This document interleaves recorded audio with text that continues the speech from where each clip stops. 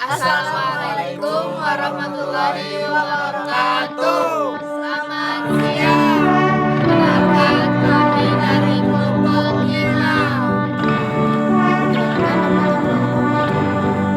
kelompok kami ada Karina Yuni Kamune, Airin Fitri Ulfa, Ihsan Octavian Sukma, Rifa Fauzia Asdur, Said Aruf Arafan, dan Abdul Rahman.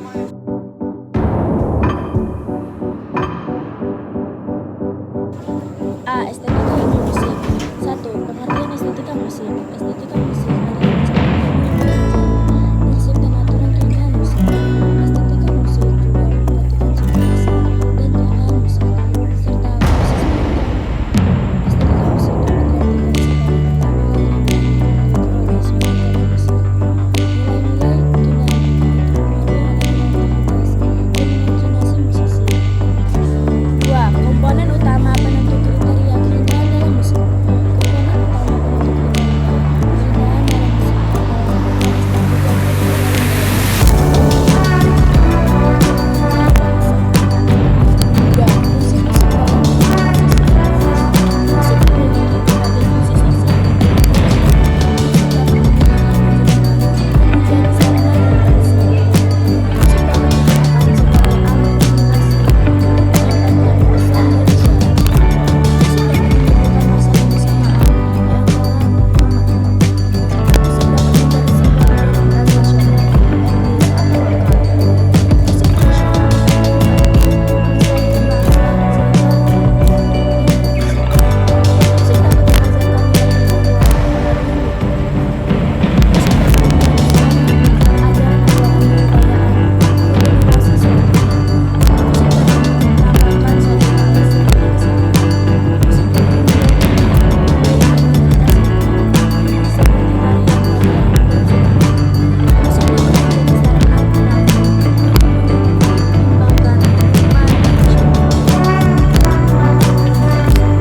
Musik dapat menjadi budaya komunitas ini,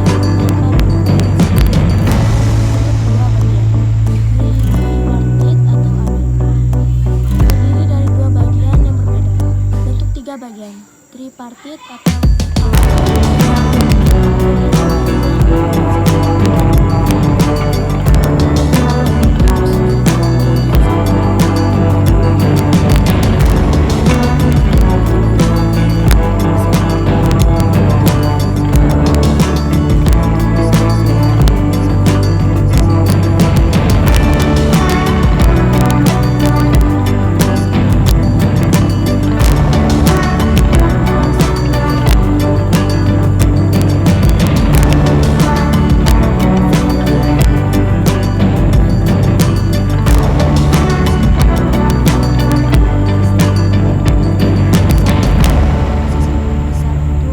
orkestra dengan beberapa bagian. Konsentro, musik untuk solo instrumen dengan iringan orkestra. B. Apresiasi musik barat. 1. Sejarah musik barat. A. Zaman Yunani kuno. Perkembangan musik zaman Yunani kuno dapat dikatakan berkembang begitu pesat. Pada masa keemasan kebudayaan Yunani kuno terjadi pada tahun 546 hingga 323 sebelum Masehi. Pada waktu itu, filsafat kesusastraan, seni patung, arsitektur, drama, sains, dan juga musik telah dikenal oleh masyarakat luas. Menurut mitos dari Yunani kuno, pada saat itu musik dianggap sebagai ciptaan dewa-dewi atau setengah dewa seperti Apollo, Ampion, dan Orpheus. Dewa-dewi tersebut beranggapan bahwa musik memiliki kekuasaan ajaib yang dapat menyempurnakan tubuh dan jiwa manusia, serta membuat mukjizat dalam dunia alamiah. Oleh karena itu, musik di zaman Yunani kuno tidak dapat dipisahkan dari upacara-upacara keagamaan. Pada masa itu, dikenal ada 9 dewi musik, yakni Calliope, dewi seni sastra syair. 2. Clio, dewi sejarah. 3. Erato, dewi sastra erotis. 4. Euterpe, dewi sastra liris. 5. Thalia, dewi ria jenaka. 6. Melpomene, Dewi Drama Sedih. 7. Terpsichore, Dewi Tari. 8. Poliminia, Dewi Seni Musik. 9. Urania, Dewi Ilmu Bintang. Alat musik Yunani kuno. Alat musik lira, alat musik petik sejenis harapa kecil, dan kithara, alat musik petik berdawai 5-7, terkait erat dengan keberadaan aliran agama Apollo. Sedangkan aulos, sejenis alat musik tiup, terbuat dari kayu yang terdiri dari 2 batang yang memiliki lubang jari, berkaitan dengan aliran Dionysus. Sifat-sifat lagu pada musik zaman Yunani kuno: monofosis, satu suara, dengan heterofoni pada waktu alat-alat musik mengikuti suara. Sudah dipraktikannya improvisasi, namun diatur melalui konvensi. Konvensi bentuk dan gaya dengan pola melodi yang mendasar. Musik dan teks berhubungan sangat erat dengan melodi dan irama. Teks lagu dalam hal ini puisi sangat menentukan bagaimana cara penyusunannya dalam musik. B. Zaman Romawi kuno. Musik zaman Romawi mulai tahun 753 sebelum Masehi. Kekuasaan Kekaisaran Roma sangat luas dan kuat sehingga stabilitasnya mampu membantu perkembangan kesenian. Alat-alat musik yang diciptakan dan dikembangkan oleh pemusik Roma pun semakin banyak dan bervariasi. Alat-alat musik yang lahir pada masa Romawi diantaranya adalah beberapa jenis musik tiup dari logam seperti trompet dan horn, sejenis organ hidrolis dengan papan tuts yang memanfaatkan tekanan air sebagai peniupnya. Alat-alat musik ini dipakai dalam teater-teater terbuka untuk mengiringi pertarungan para gladiator. Popularitas musik pada zaman Romawi kuno ini semakin meningkat karena Kaisar Nero pun dikenal sebagai pemusik andal. C. Zaman Abad Pertengahan. Musik abad pertengahan 500 sampai 1350 Masehi. Pada awalnya musik abad pertengahan masih bersifat monofonik. Monofonik berarti jenis musik yang hanya terdiri dari satu suara saja tanpa iringan apapun. Seni musik abad pertengahan juga didominasi oleh musik gereja. Pada masa ini seni musik monofonik mencapai puncak kesempurnaan aristik, terutama pada masa Paus Gregorius Agung 540 sampai 604. Oleh sebab itu musik pada abad pertengahan juga disebut musik Gregorian. Pada abad pertengahan teori musik juga berkembang. Guido de Arezzo, teoretikus musik asal Italia, pada tahun 1050 menciptakan metode menghafal nada. Ia berpangkal pada tangga nada hexachord, yaitu deretan 6 nada dengan interval 1/2 di tengah. Pada abad pertengahan juga mulai dibedakan antara birama dan irama. Birama adalah sistem tekanan yang tetap, sedangkan irama adalah sistem gerak melodis yang penuh kehidupan, dinamika, dan variasi. Jenis-jenis dan bentuk lagu pada masa abad pertengahan diantaranya adalah sebagai berikut. Litani, lagu cerita kepahlawanan dalam ayat-ayat panjang. Sekuensi, canzone, himne tipe AB ABCD, AB pertanyaan, CD jawaban. Rondo, nyanyian berbait dengan refren. D. Pada zaman Renaissance. Musik barat pada zaman Renaissance adalah musik klasik yang berkembang antara tahun 1450 hingga 1600. Musik ini ditandai dengan penggunaan harmoni dan polifoni yang lebih banyak. Ciri-ciri musik Renaissance: musik yang didasarkan pada mode, tekstur yang kaya dengan 4 atau lebih bagian melodi independen, jalinan garis melodi yang disebut polifoni, harmoni yang menitik beratkan kelancaran aliran musik. Latar belakang musik Renaissance: hilangnya dominasi gereja, kemunduran musik keagamaan, munculnya musik percintaan dan keperwiraan. Tokoh-tokoh musik Renaissance: Giovanni Gabrieli 1557 sampai 1612, Galilei 1533 sampai 1591, Claudio Monteverdi 1567 sampai 1643, Jean Baptiste Lully 1632 sampai 1687. Zaman Barok. Zaman Barok adalah periode dalam sejarah musik barat yang berlangsung dari sekitar tahun 1600 hingga 1750. Istilah barok berasal dari bahasa Portugis barroco yang berarti mutiara berbentuk aneh. Ciri-ciri musik barok: melodi yang berornamen, penggunaan polifoni dan homofon, harmoni fungsional, penggunaan basso continuo, ekspresi yang dramatis. 3. Komposer terkenal zaman barok: Claudio Monteverdi 1567 sampai 1643, Johann Sebastian Bach 1685 sampai 1750, Georg Friedrich Handel 1685 sampai 1759, Antonio Vivaldi 1678 sampai 1741. Jenis-jenis musik barok: opera, pertunjukan musik dramatis dengan nyanyian dan orkestra. Oratorio, mirip opera tetapi tanpa akting. Concerto, komposisi untuk instrumen solo dengan iringan orkestra. Fugue, musik polifonik dengan melodi utama yang dikembangkan. Suite, kumpulan tarian instrumental. Zaman klasik. Zaman klasik dalam musik barat berlangsung sekitar 1750 dan 1820. Ditandai dengan musik yang berlebih struktur, seimbang dan harmonis.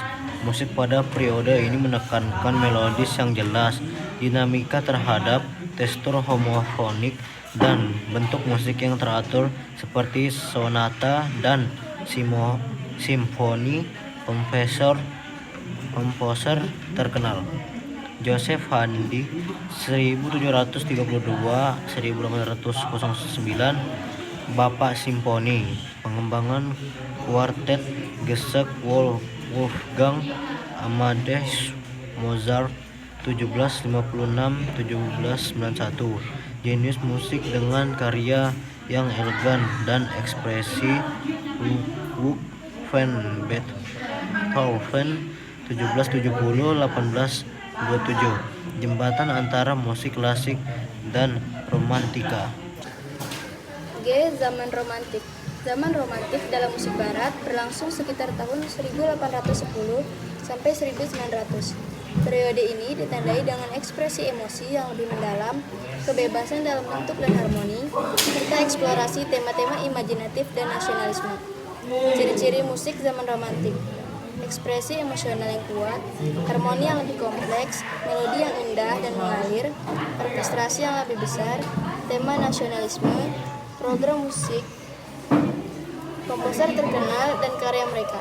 Ludwig van Beethoven 1770 sampai 1827. Simfoni nomor 9, peralihan dari klasik ke romantik. Franz Schubert 1797 sampai 1828. Ave Maria Erlkönig.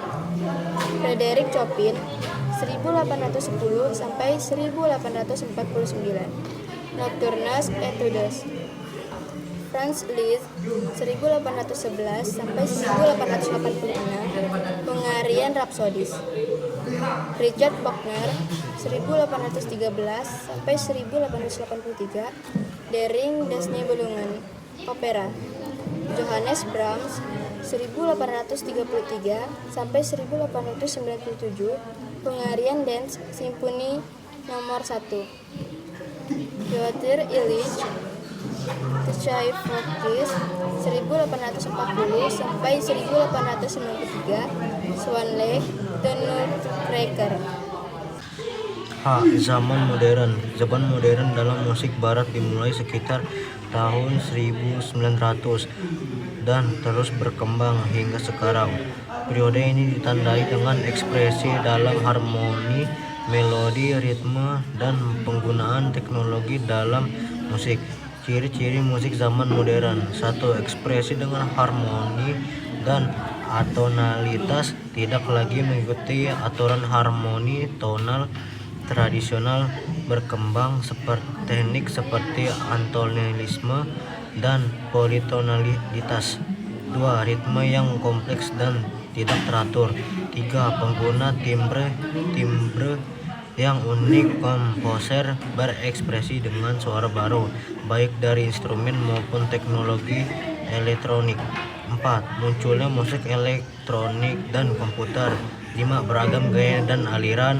Musik modern mencakup berbagai genre termasuk impresionisme, ekspresionisme, minimalisme, serialisme, dan elektronik musik.